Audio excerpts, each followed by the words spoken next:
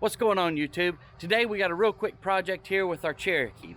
This is a 1997 Cherokee with a 4-liter inline 6-cylinder engine in it. We're going to change the oil real quick. This is a very simple job, so let's get straight into it.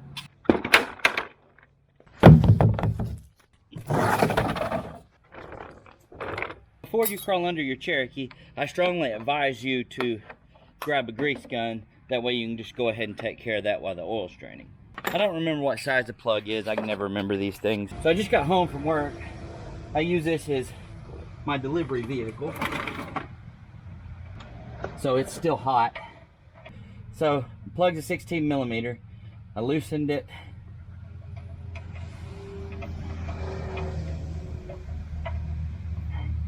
We're gonna get it out so I can hear it rattle. I'm gonna try to pick up on it. That way I don't get myself dirty any more than necessary. Didn't work real great that time. Some spaces it's just more difficult. Anyways, so while that's draining, what I like to do is go ahead and grease all of my suspension components. So we're gonna go ahead and grease our suspension. Also, another thing I do is I always shove a few shop towels in my pocket to use for keeping the mess at bay. All right, and one thing that with these grease fittings that you'll need to do is you'll need to just take your rag and just wipe off the grease fitting, because dirt and grime from the road gets on it and you won't have a good contact with your grease gun. So I can see the retainer expanding out here where my grease is. So going to the next one, there's that next grease fitting.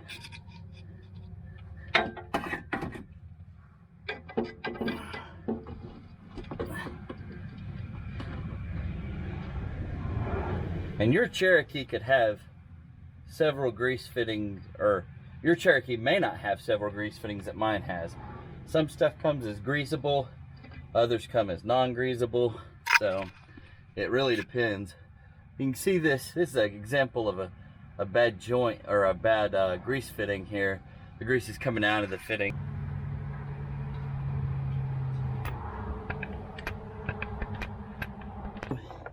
We're just going to continue down here with each grease fitting along the way.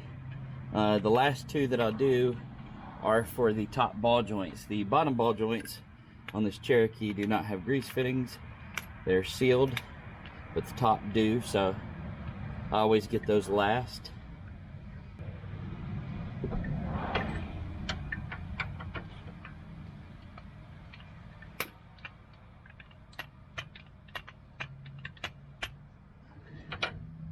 Alright guys, so I always do this from the top.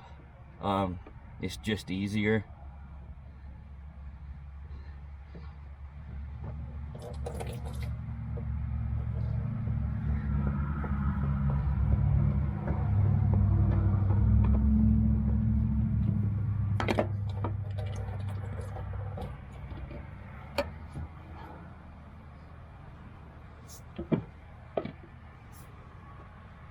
Unfortunately, I definitely got some on the starter that time. It just slipped out of my hand. So you want to compare and make sure you got the same filter. Then I just take this filter and just dab it just to lubricate this seal here. That way that it makes a good contact. Unfortunately, I'll have to clean this after I get done, or clean that starter I should say. Just take some dish detergent and spray on it, and then spray it down with a water hose, and that'll get that starter clean. You don't want that oil soaking into that starter, because it'll screw it up. You just hand tighten that filter, don't get crazy with it. So I always clean my plug off very well. You want to make sure that the side that's got the magnet on it gets cleaned, because that's what keeps metal shavings from floating around your oil any more than they have to. So I just take a rag, wipe them down real quick, and then wipe the edge of the seal off. You can see this got some,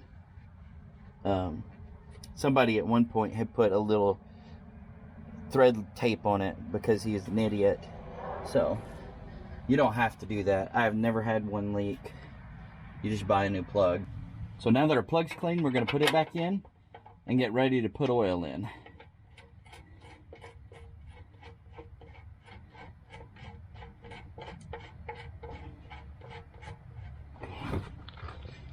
Give it a quick cinch down with the wrench, and we're good. Okay, so now we're down to the part where you can spark arguments over Facebook with what oil you should use.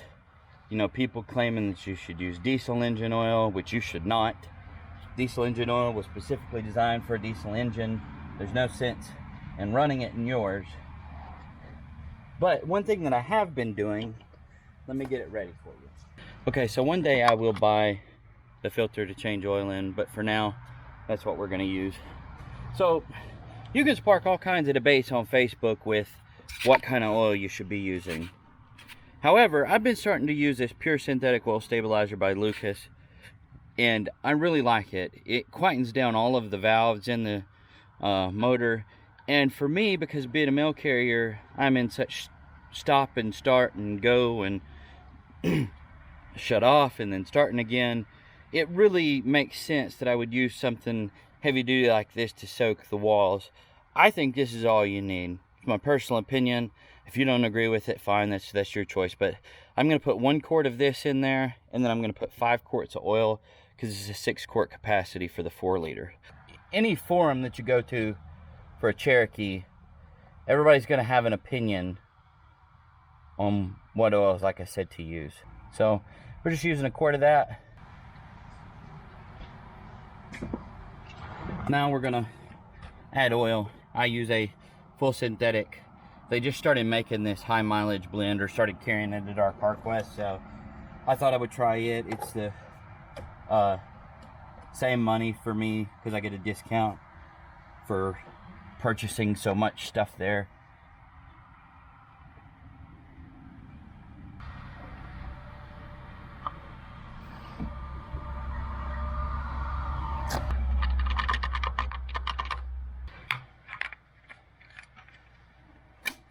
Okay, so we're going to start it, wait for the oil pressure to come up, and then we're going to back it off the ramps.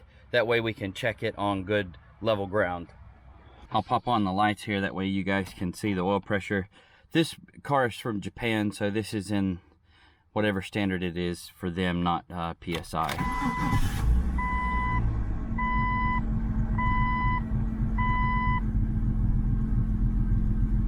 So there we go, building pressure. So we know that we can back it off the ramp safely now. I need to change the sending unit. It's been acting up, so. But anyways, that's good pressure for this. So we're gonna wait about 5 minutes, let everything settle, and then we're gonna check it. Okay, so we're gonna check the oil.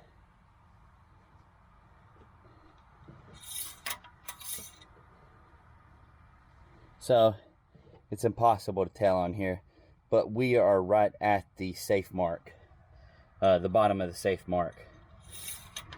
So not the bottom of the add mark, so that means we're perfect. Hope you guys enjoyed this quick short video. It's really easy to change oil in a Cherokee. It's straightforward. Drain it, change filter, refill it, or put the plugs back in, then refill it. So hope you guys enjoyed this video, and thanks for watching. We'll catch you in the next one.